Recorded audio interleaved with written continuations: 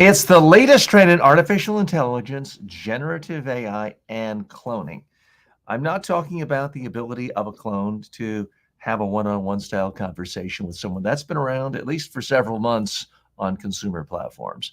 And I'm not talking about the pattern of being able to speak in almost any language. My clone, other clones now speak in dozens of languages pretty fluently.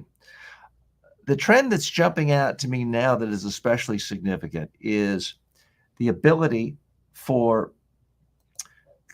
AI and clones to go to the next level, which is the ability to hang on one second. I got to make sure we're live on every single one. Something isn't going quite right with our production. I'm doing each one manually, which I've never done before, but we got to get it just right because these are important topics and we want to make this as accessible and as easy as possible for people to use. So here's the trend I really think is important. For so long, the internet has dematerialized the world, meaning you used to go buy a DVD or rent a VHS tape back in the day. It was a physical thing. Now you just watch a digitized version on your TV or your screen. So for so many years, decades now, things have gone from physical existence to merely digital because you save all that money, storage, shipping, production cost. It was so much more efficient. Now we're seeing things go back the other way. No, I don't mean Blockbuster Video is coming back. What I do mean is that because of artificial intelligence and digitization and the power of the internet, we are seeing things that go from a mere concept, a digital concept in someone's brain, my brain, your brain, and then it can be spit out on demand in something like the form of a book. And this, yes, this is me being self-promotional. It's building an interactive video clone. It's a paperback book. There is a hardback book. And I can do it seamlessly and easily these days because of the power of the internet at many different levels, the power of AI. I was able to produce a course on this same subject, building an interactive AI video clone, and then copy the transcripts of what I had to say, put it into my own GPT to ask it to write it in the format of a book. Now, in the old, by the way, special hello from Madhav stopping by. Madhav, glad you're here. Thanks for stopping by. And it says, nice suit. Thank you very much. I'm glad you like the suit. It is a little bolder pinstripe than I typically wear, but it is a part of the wardrobe. So, Madhav, thanks so much. Tell us what you're up to. If you have questions or comments today, you can post the comments right here. You can even join me on screen if you like. But we're talking about developments in artificial intelligence and generative AI cloning. And to me, one of the most exciting things that isn't talked about as much as reversing things. So for so long, things have gone from the physical world just to the digital. Now things are going from the digital world back to the physical world. Because as I mentioned to you, I recently put out two versions of my book, a paperback book, a hardback book. The creation was all done using my GPT because while I'm a pretty fast speaker creating online courses, I'm not the fastest writer and editor getting a manuscript into the final stages. And GPT, my own TJ Walker GPT, was able to do that quickly and efficiently. Then, because of digitization of everything, I was able to use the printer on demand, just the Amazon one. This is available to anyone. It wasn't some special book deal. I've had book deals with Wiley and other, major publisher, royalties and all that. This is just something any school kid to do, is you get Amazon to print it on demand. And it's simple, it's easy. I did not have to write a check for thousands of dollars and then store them in my garage or store them in my office on the 4th floor of 38th Street of Midtown Manhattan, which is where I used to store a lot of versions of this book right here. I had boxes and thousands of them. You don't have to do that anymore. I don't have to look for stamps and envelopes and mail to someone and deal with this distributor and mail it to Ingram. I don't have to do any of that. I didn't have to then spend more money formatting and doing the hardback version versus the paperback. You do it all at once. And then Amazon, and there are other print-on-demand companies. You don't have to use Amazon. Someone can buy it. It's printed out, I don't even know where, and sent to them. I never have to touch it. I don't have to print it. I don't have to store it. I don't have to find an envelope. I don't have to do any of that. It all goes through other channels. And that's what I mean by this reversing the process of going from the pure digital back into the physical realm. Now, as the world of digital printers gets better, we may see this extend to office buildings and homes. You can come up with an idea, architectural drawing, concepts in your own brain, and you might be able to get a 3D printer to actually print your home. But we're not quite there yet as far as doing a full home. But we are getting to the point where household objects, art objects, cups, plates, things that you want designed a specific way, you can have it printed in your home. You can certainly have them printed one at a time and sent through some company, whether it's Amazon or Etsy or something like that. So it's an exciting time for creators. Matta says, today is my interview, and your tips and tricks on public speaking really helped me a lot. Well, Matta, I hope you get your job. I hope you get the job offer, the terms you want. And if not, I hope you get a better job. And I think the mindset to have going into any job interview is not, oh my gosh, I have to get this, I have to get it. It puts too much pressure on you. I think the mindset is, I'm going to do my best. I'm going to learn about them. They're going to learn about me. I'm going to have fun with this. And if it's a good fit for both, it'll work out. And if not, there's a lot of other companies and organizations in the world that need my skills. I think that's the mindset to have. Madam, if you want to share any other details about your interview today, we'd love to hear from you. And if you want to keep it confidential, you don't want to jinx yourself, I understand. I want to share with you a few other things that I see as developments going on in the AI space. You can tell I'm not a real techie, given that particular blunder. But I want to share with you some developments that I'm working on. Matta says, no, I don't get the offer, but I performed well in the interview. Great. And now, did they already tell you 100% same day you didn't get it? I mean, that does happen from time to time. Typically, they have to reflect and see other candidates.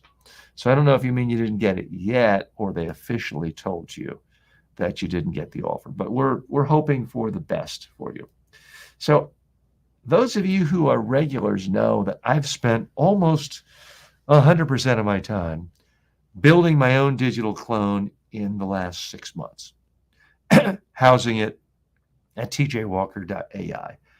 Now, I hope within the next week, certainly by this time a week from now, you won't have to go to a website. You'll have an app right on your phone, the TJ Walker AI app, to make it even more accessible to you. But I want to walk you through some of the things that I've been working on. One of them is a new AI clone speaker bureau, where organizations can come and get a speaker that's a clone. They can get me if they want me to be a speaker at their event as a clone. And we answer questions and answers, and we can speak at the exact length you want. We're also putting out a call to other people who have clones, who want their clones represented. So that is something I believe is the first thing anyone in the world has tried to do, is to create a digital clone speaker bureau that's just for clones and organizations that want video clones to speak at their conferences. So that's one thing. I want to give you a quick run through of what's going on the site. As you can see, I may get rid of this, but it's pulsating here. My goal is to get people to try the clone, to click on this and to try it as quickly as possible. the video clone. Now, my clones has an audio portion, video portion, and a pure text portion. Some people feel strongly that audio is more powerful. I feel, especially for what I do, teaching people communication skills and personal development, that the video clone is most important. So that's why I spotlight it, I bold it, I make it jump out because I want people to hit the click. I have set this setting on English, so it'll be speaking in my voice in English. And we'll see what's happening. Some days it's better than others. Hi, I'm TJs Clone. How may I help you? Hi, TJ. I wanted to see how you're working today. I've noticed you've been a little glitchy lately and haven't sounded that conversational.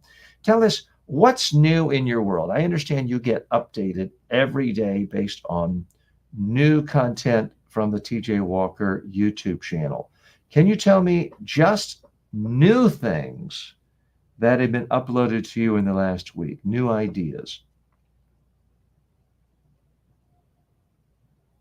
Hey there, TJ. I hear you're curious about what's been happening in my world lately. Well, let me tell you, it's been quite a ride. You know, the digital clone world is always evolving, and I'm constantly getting new updates to keep things fresh and engaging. In the past week, there have been some exciting new ideas and content from the TJ Walker YouTube channel. One of the key themes has been about enhancing communication skills in the digital age. There's been a focus on how to effectively use digital tools to connect with audiences, whether it's through video calls, social media, or even digital clones like me. It's all about making those interactions more authentic and impactful. Another interesting topic that's come up is the importance of storytelling and communication. It's not just about sharing information, but creating a narrative that resonates with people. This is something that can really transform how we engage with others, whether in a professional setting or personal conversations. So, TJ, what aspect of communication or personal development are you most interested in exploring right now? Well, I'm most interested in digital clones and how to get my digital clone to speak in a completely lifelike manner. I'm noticing today that you seem a little choppier. There's some latency going on with the various applications and software running. So not your fault, TJ. I guess it's mine and our creators, but thanks so much. We'll stop in later. Okay. So you may or may not have noticed, but that the way my clone operated today was not as good as normal. There was something a little choppy about that. There was something that just seemed extra latency, extra half seconds here or there. So I don't know why completely. I think oftentimes the platform I'm using, they're integrating from a lot of other platforms. And sometimes it only takes one of them to do some sort of update, everything slows down. So let me walk you through more of the developments in my world. So the introduction I've shown you before, you may want to check it out to get an overview of what it's doing. So currently I have my clone in 4 different versions. I have one that's focused just for communication skills, one for job interview skills, one to help you with personal development, so that's the life coaching clone, and one if you're trying to find out information about my workshops, seminars, books, keynote speeches. So sort of a customer support sales one. So that's how, and I have another one that's just for clients who've already paid money for other things, and I give them access to it. So I used to have 5 here. I had to strip off one because the program I'm on gives me 5 separate versions of my clone. Now, the way I have my clone built, they're all accessing the same database of knowledge of more than 12 million words of my things I've written or said. So they can access it. What's different about it is the first intro message and how it tries to lead you in. So let me just give you an example. If we go to the life coaching one, you'll hear a different message, but you can still ask it any question. So when we go to the life coaching one, you'll hear a different introductory message, but you can still ask it any question. I can program it to say whatever I want. We'll see what it says here. Hola, soy el clon de TJ. Estoy aquí para ser tu coach de vida. ¿Dónde te gustaría ver mejoras en tu vida hoy? Hola, señor TJ. Mi problema es no tengo confidencial. ¿Por qué?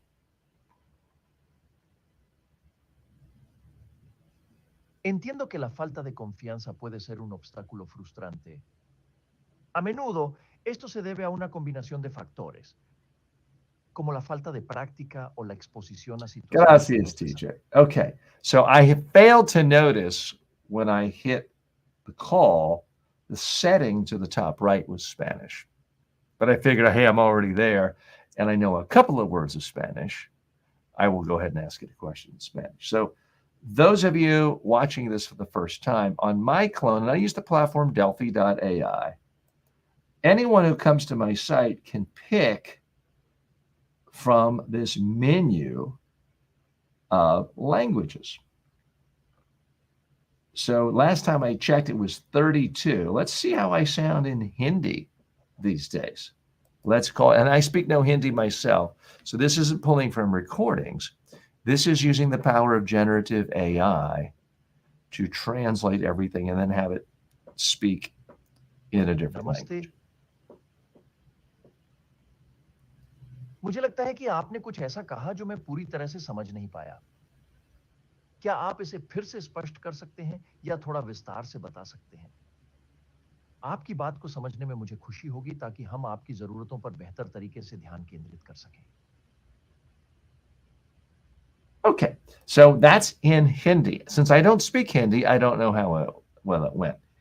Madhav, I don't know if you speak Hindi, but Madhav is with us. Anyone else watching, feel free to give me an assessment of how that is. I know in the past, when speaking foreign languages, my clone often spoke too quickly and made it hard to understand. Today, it seems to be slowed down. Now, I don't know if that's because the general latency has slowed it down and it makes it sound less conversational. But that is an example of how well it can speak in foreign language.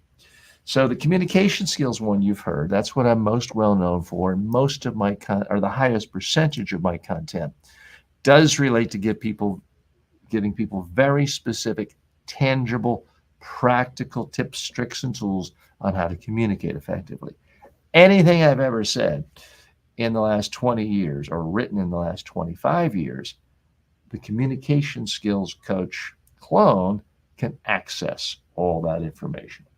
Now, I created one specific to job interviews because so many people who normally might not care about public speaking or speaking to the media, all of a sudden, like Madhav, have a job interview today and they want to do a quick rehearsal.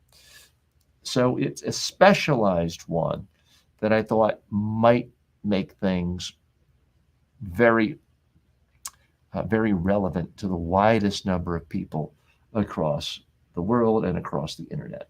So again, the introductory message is the same. We'll take a look at it. Is different, but all the content is the same. So this is the job interview coach. It's on Hindi. We're going to switch it to English and start the call. And we'll see how it does. Now, interestingly, I don't want my clone to simply answer questions. Hi, I'm TJ's Clone and your personal job interview coach. Let's ace your next interview. Let's practice interviewing now. Hi, TJ. I have a job interview tomorrow. It is with Intel. I'm applying to be their CEO. The board of directors is interviewing me. Not really. I'm just saying this.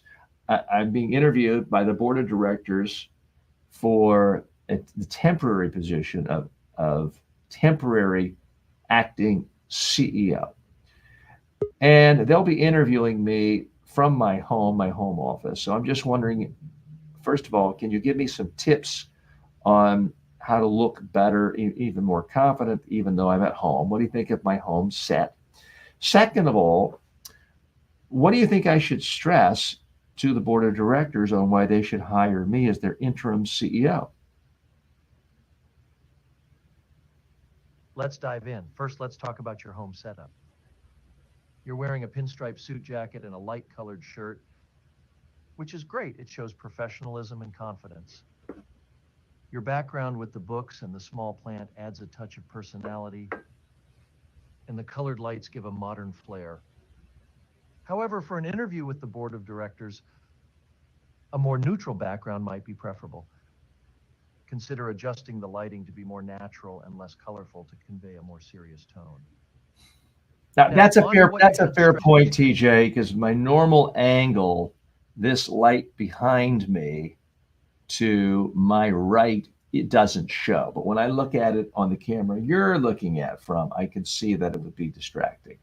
So the background you have actually looks much better, which coincidentally is the same as my background. Now, switching gears, what do you think my message should be to the board of directors? All right, let's tackle the message to the board. You want to convey a sense of stability and vision. They're looking for someone to steer the ship, even temporarily, with a steady hand and a clear path forward. Highlight your leadership experience and any crisis management skills. Emphasize your understanding of Intel's current challenges and how you can address them swiftly. Share a couple of specific initiatives or strategies you believe would benefit Intel in the short term. This shows you're proactive and already thinking about solutions. Also, don't forget to weave in your adaptability and readiness to collaborate with the existing team. The board wants So to know you TJ, can these hit the are all ground running. good points, but I still feel less than totally confident. I'd like to do a rehearsal. Can we go ahead and rehearse now? I want you to be the chairman of the board of Intel, asking me questions just like will happen to me in a real job interview tomorrow. So go ahead, set this up, and conduct the job interview for me to be the interim CEO of Intel. All right, let's jump right into it. Picture yourself in the hot seat. You're sitting across from the board members. I'm the chairman, and we're about to kick off this interview for the interim CEO position at Intel. Good morning. Let's start with your vision for Intel during this transitional period. How do you plan to maintain stability and drive growth amid the current challenges? Well, the biggest challenge is growth. As you know, we have done very poorly, especially when compared to some of our competitors like Nvidia.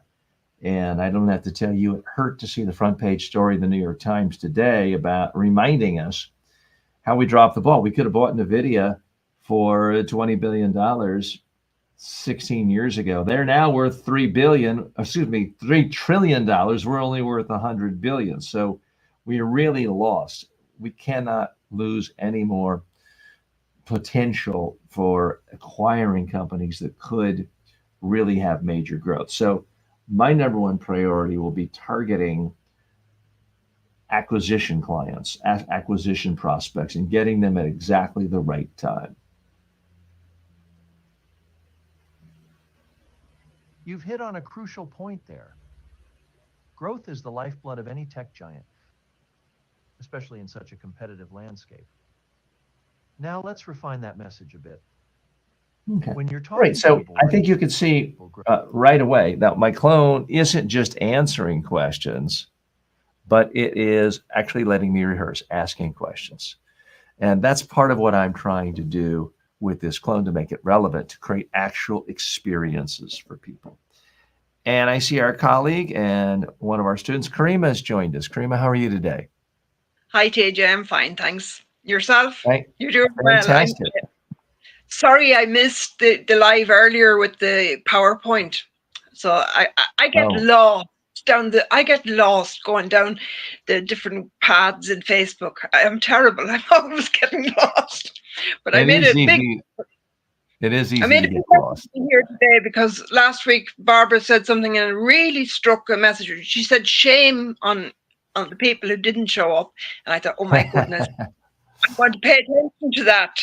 So I just couldn't find my way around my own phones and my own self. Okay. But Well, we're glad you're here today. Thanks so much for joining us. Now, you had posted a question on our student Facebook page for my Udemy students, asking, I guess, if they notice that when I do a short form video, I kind of take a deep breath, pause, and then doing it. Are you talking about when I am making one of the Amazon shorts, or when I'm recording it live? Are you talking about when you're actually on my YouTube channel and watching it? It's I don't think it shows up after it's been edited. I think it's just something that behind the scenes we see that you do. You kind of go, have you ever? Did you see what I did? Let's Yes. jump. You know, you kind of like take I think, and you lean forward. And I'm wondering if there's a reason for that. I want to start off high energy to grab people's attention. I mean, we do live in an era where I don't think it's quite accurate to say everybody has the attention of a goldfish and you can't talk for more than 6 seconds. I don't think that's true. But I do think we live in a time period that if you don't get to the point quickly and grab people's attention, they're going to go someplace else, especially online, because we've all seen people, we've all been guilty of it. You can scroll like this and you've got an unlimited number of, whether it's YouTube or TikTok videos. 1 second you're bored, you go to the next one. So I do try to start any video I do, whether it's a short form video or a long form video, right out of the gate with something high energy and interesting. So I am speaking a little bit louder. And in order to do that, I probably do take a slightly bigger breath. So I think that's probably why. Are you finding it distracting at all, or does it seem odd, I guess is the question? No. It's just something that you do so often that it's part of your technique, and I wanted to know the wisdom behind it. That's all. Okay. I guess that's it. I mean, when I do start, if a couple of different things, there's like we are now, this is live, we're streaming live, I'm talking to you. And so I'm trying to be just as conversational as possible. Sometimes when I'm live, I may be doing a demonstration for my students and others, and they'll say, okay, I'm now going to make a short form video on 3 top tips before you have an important FaceTime meeting. And I may stop and say, so you have a Facebook meeting today and it's about a job. Don't hold it down here where they're looking up your nose. Instead, take the time to hold your camera right at eye level. Make sure that what's behind you is not an empty liquor bottle or a window, because that's going to be distracting. So if that's what you're talking about, I'll pause for 2 reasons. One, I want to make it easier for my editors, whether it's a real person or an AI Opus tool, which I use, to find a nice clean spot where there's not overlapping sound. 2, by pausing, that's the perfect time to take a deep breath so that I can start what I'm about to say with a little more volume, a little more energy, and I won't need to stop to breathe until I've really finished that thought. So I think that's what I'm doing. Does that make sense? A lot going, but that's a lot. I'm going to have to watch this back again to remember all of that. Okay. Well, it's all going to be instantly on demand, so you can watch it. And it's at the 29-minute mark. That would have started around 28 minutes and 40 seconds. So if you do want to take a look at it, it's right there. Now, you had posted another question or comment on the student forum, and I know I wanted to talk to you about it live, so I'll give you an opportunity here if you wanted to bring it up. I'm not sure what. You know what? I'll just go to it a minute. I'm going to go to our private Udemy page for students, so I won't show it to everyone since we are live on all platforms. But you had posted another, I believe it was another comment. I posted a few because I have been making more time for my communication studies this week. Okay, great. You were talking about specifically the PowerPoint and trends with PowerPoint. You're saying you design most of your content primarily for phone users. Yes. Okay, so Yes. tell me, how do you design something with a specific knowledge of it's going to be consumed on the phone? There's the obvious factor of you can't have so much detail. Like my wife just sent me a slide of my daughter's report card. So I'm interested in it. It's a whole elaborate chart. So I'm having to, expand it. What else are you doing differently, knowing people are going to consume the content on a phone versus a giant screen at a convention center? Well, for a start, tools is a trade. There's two in my left hand, one in my right hand, and one charging beside me, as well as a laptop and a Chromebook. So So what's the point there? You're actually designing it on a phone, because if you stay on a phone, you'll see how it looks on a phone.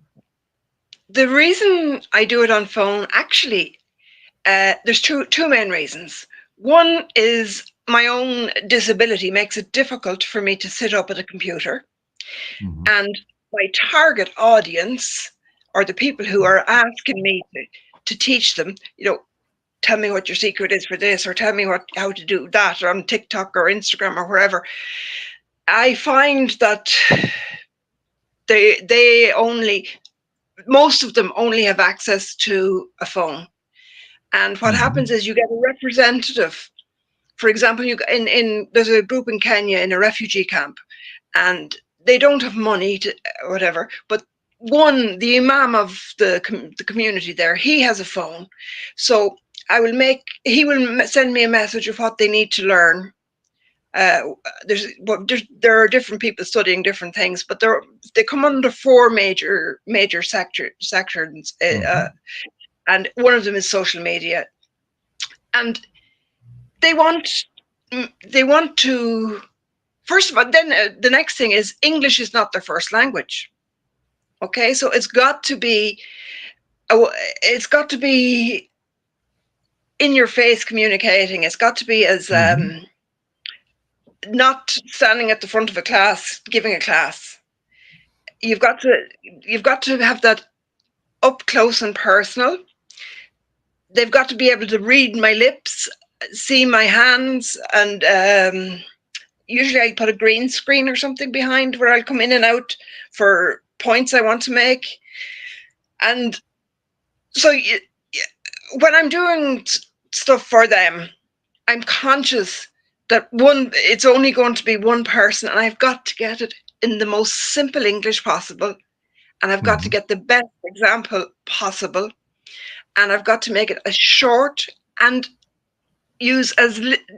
design it in such a way that if I'm designing a website, suppose I design a dynamic website, they're not going to be able to download it. They're not going to be able to watch a video on.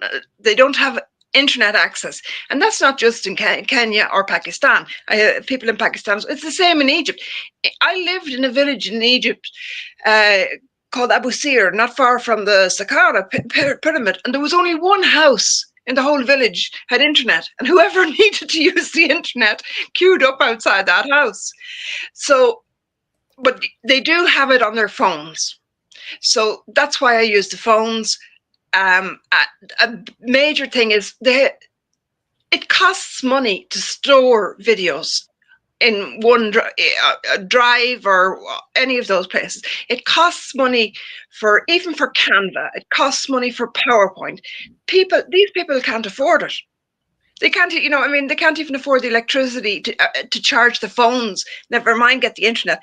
And I believe that the phone is a great leveler because it fits in your hand, it fits in your pocket, and the world can go anywhere.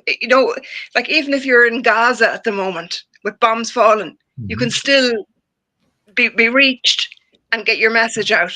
And I'm sorry, that's a life or death situation. Mhm. Well, I'll ease it for everyone. But the others, like for communication, it's just, I personally find the phone to be the most practical, but it does mean I have to think differently than than yourself when it comes to editing and when it comes to the size of files and when it comes to whether I'm going to put a course onto a CD, not a CD, a SD, a micro, those little cards that fit in the SD phone. card, yes. Yeah, and send that over with an aid agency or with somebody who's going, so they can access the courses. All those things have to be brought into consideration. So, hope that answers the question. Yes. Well, thanks for sharing. Stay with us. I'm going to go through a few more highlights on the latest advancements that I've been working on with clones, but please stay with us, and glad you're here. If anyone else wants to come on, you can click right on into the room and join us today. You can also post your comments, join Madam in the comments section. If you're watching this on demand, we do come live fairly often right here. So please subscribe to the channel and you'll get updates on that. So I wanted to go through a few more updates of things that I've been working on in the clone space. So one of them is our courses. So we've got courses on Udemy. Let me refresh this page.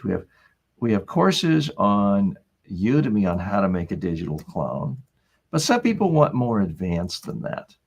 So we do have some more advanced courses available, and I'll just share with you information on that. Here's a course you can get. This is available on my own website, Media Training Worldwide. And with this one, you get actual live time with me. So it includes an hour of consultation, and it's more expensive, as you would imagine, than just getting one off of a platform like Udemy. Some people and some institutions want more time than that. So we have a separate package that includes 5 hours of live consultation with me. So if you are, or your organization is trying to get ahead and really get into the AI clone space, you might want to take a look at that. We've also got inexpensive ways. We have, as you've heard me mention, new access to my book. My book is available. That's this book right here. Without being too shameless, we'll just talk about it. It's my book right here. And I see another author, Yvette, has just shown up. So this is the paperback, the hardback, and as you can see on my Amazon page, it's available as a Kindle. It's available as a Kindle Unlimited. It's available as an audiobook, a hardcover, and as a paperback. The audiobook is available. It's 3 hours and 29 minutes long. I recorded it myself. Initially, I didn't want to take the time. I had my AI clone do it, and that was rejected from Amazon. I think at some point that will be changing, but I went ahead and did it myself. So the book is also available on audible.com and a number of other places, and soon to be released in even more formats. One of our new students has joined us. Yvette, how are you today? Hi, finally, I got the technical issue figured out. Great.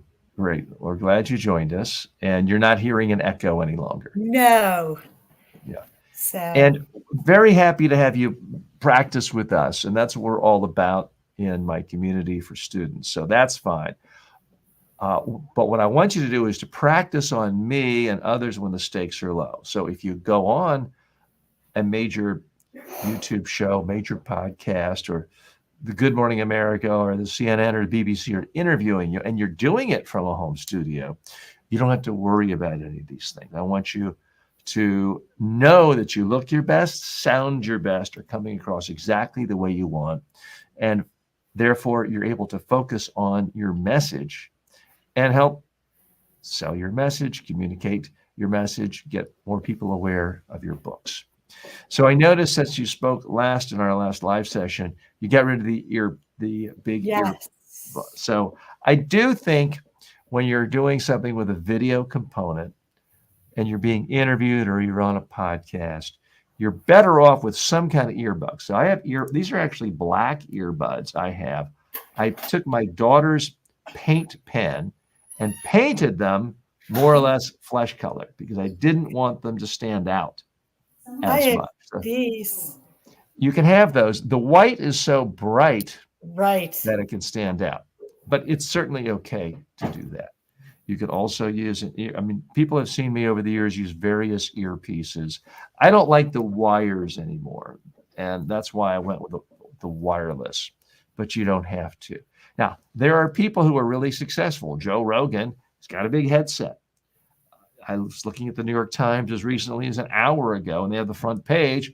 They're expert analysts doing a podcast, and everyone has the big traditional clunky headsets on. I think if you're being interviewed for a video show, a YouTube show, a TV show, the more people can see your face directly, your full expressiveness, your forehead, everything, it's a neater, cleaner, simpler appearance. But certainly there are successful people who wear headphones on. What I would suggest, though, is not having, you have the brightest thing on your screen is your overhead light right now. Yvette. Shut it up. Shut it up. And well, but let's see what it looks like. And as you heard me mention in the previous segment, I want you to have light in front of you. I have 2 studio Right. lights right in front of me. You don't have to spend money on studio lights. You could just get a regular lamp, take the lampshade off, and put it on the other side of your camera. And that way it can cover your face. I have overhead lights in my room now. I've turned them off. Okay. Because if I have overhead lights, it's a very unflattering shadowing in the eyes. I get the raccoon eyes. So it's just less flattering. And then I have a few little accent lights behind me just to give a little depth to the room. But by far the brightest thing on the screen that I try to do is my face.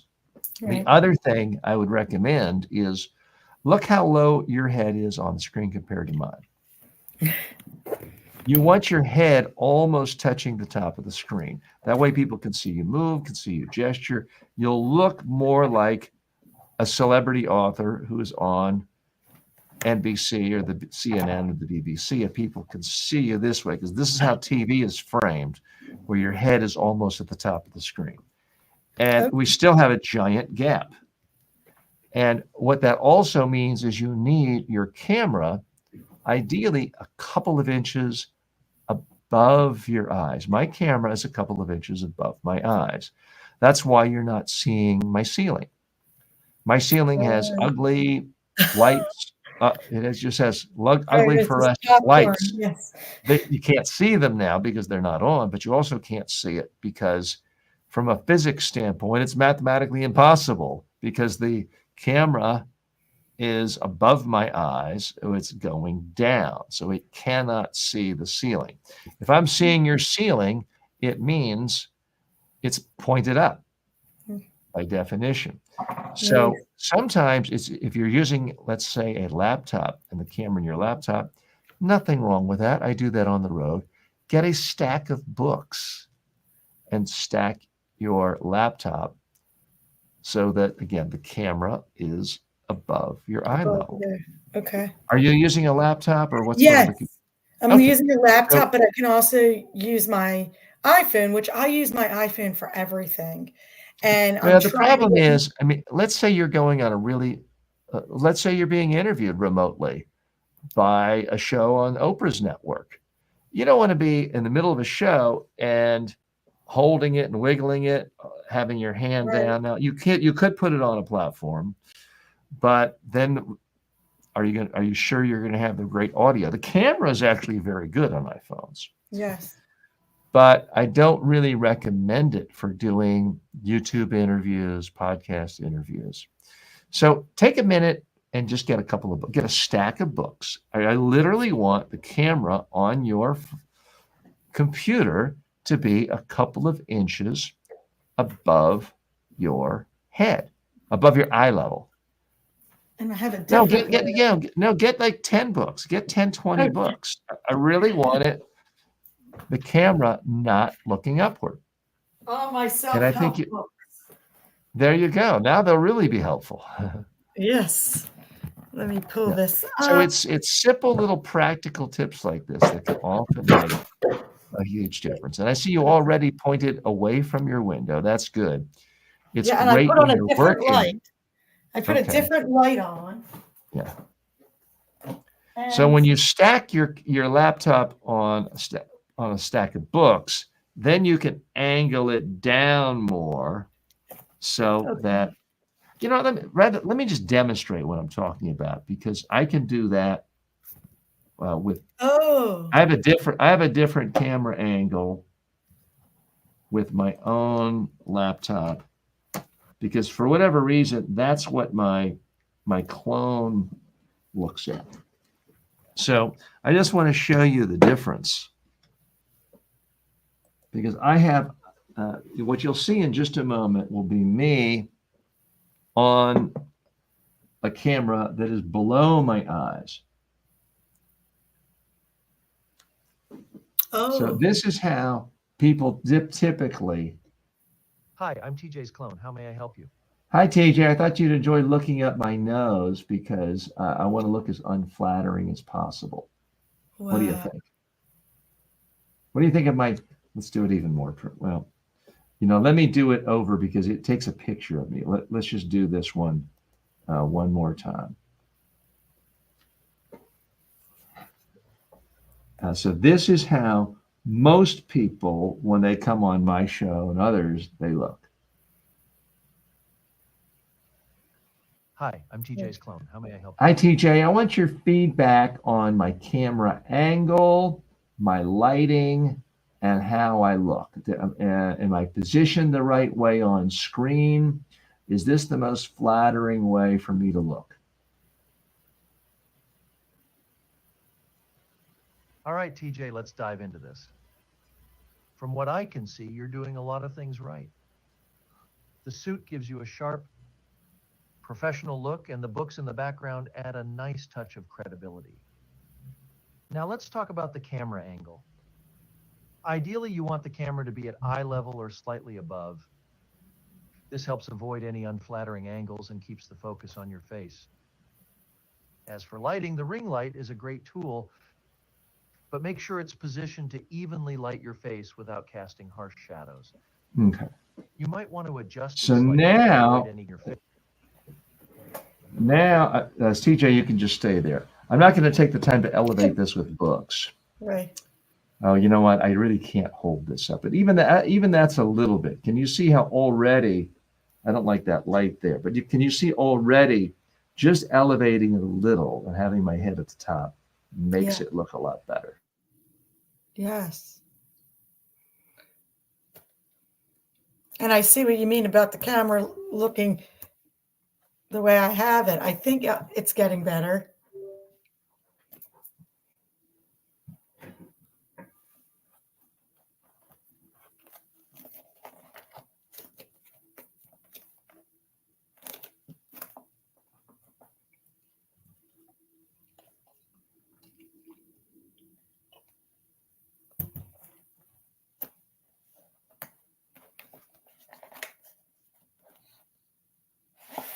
It's still there. Yeah. A little bit lower. I can't hear you.